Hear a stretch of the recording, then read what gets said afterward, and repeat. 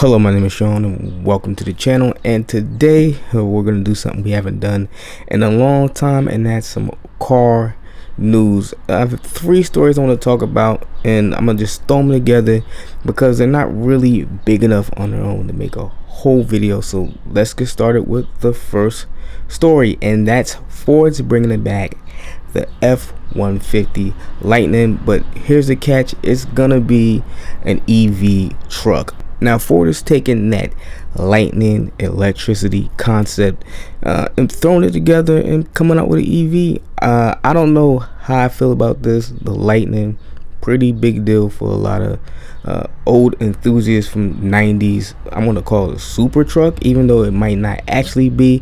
But they also have the Raptor, and that's kind of taking that car's place. Even though the Raptor is an off-road vehicle, it is still pretty quick on the road. Yeah, the Raptor's sort of taking the place the old Lightning used to hold, but this EV car should be something different. Of course, it's going to be pretty fast, but I don't know if it's going to compete with the Cybertruck or not. We really have to wait to see what the car looks like, what it's capable of, and if everybody's gonna be on board with it. EV is the future, and you know, there's not really much we can do about it as car enthusiasts other than get on the boat before we get next to shore. And our next story is gonna be about some of the changes that's coming to Aston Martin. As we know it, as some of you might know, Aston Martin has a new CEO who used to be the head of AMG, and he's got a few things he wants to change with Aston Martin.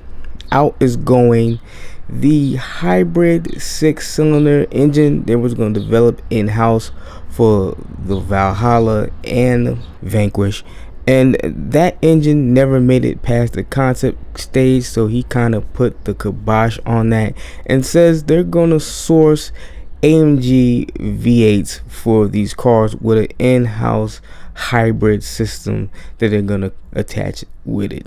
I don't believe that delays the production for those two cars. They're still gonna be coming, I just don't know when. He also said he wants to do something with the Valkyrie's V12, mostly because it's a very expensive engine, and he feels there's more applications for that. I don't know if that means there's going to be another hypercar. We have to wait and see. Also, they said they want to build a SUV that rivals Lamborghini's Urus. Apparently the Urus is the king of the SUVs, and they want to dethrone it.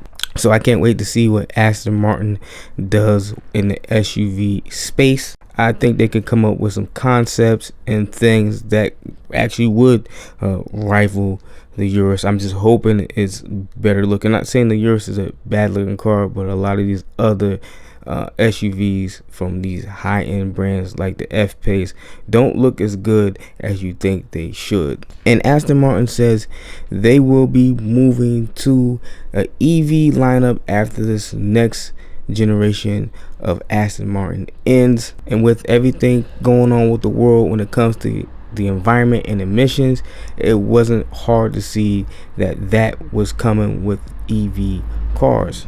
And our last story, and it has to do with the SSC Tuatara, and it's been in what I would categorize as a freak accident.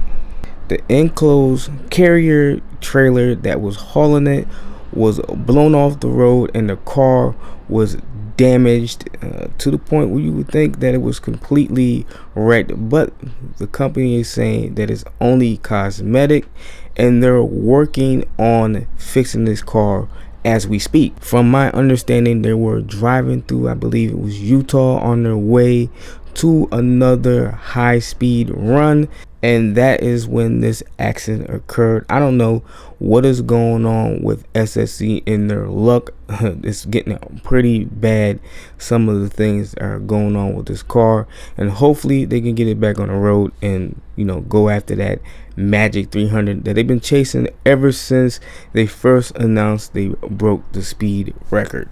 And I know I said I wouldn't really report on the SSC, but this is kind of important. You know, a multi-million-dollar car was damaged to a point. If you see the photos here in this video, it's kind of crazy that it's only body damage, cosmetic, and nothing catastrophic. Though I don't want to really get caught up in the record runs, I do actually wish them the best. I wouldn't want to see something like this happen to a company that's been, you know, building their car for over 11 years, and this being the only one they have that is capable of trying to go after that record. I wish them the very best in their endeavor, and hopefully they get back on the road pretty soon. And that's it for car news.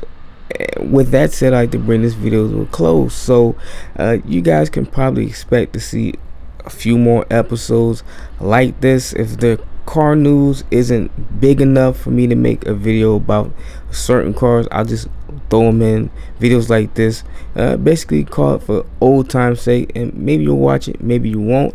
And with that said, I'd like to bring the video to a close once again. So if you like the video, like the video. If you dislike the video, dislike the video. If you want to see what I got planned next, come see what I got planned next. Got a lot of stuff for the channel. Really want you guys to be there with me. And with that said, I'll catch you later.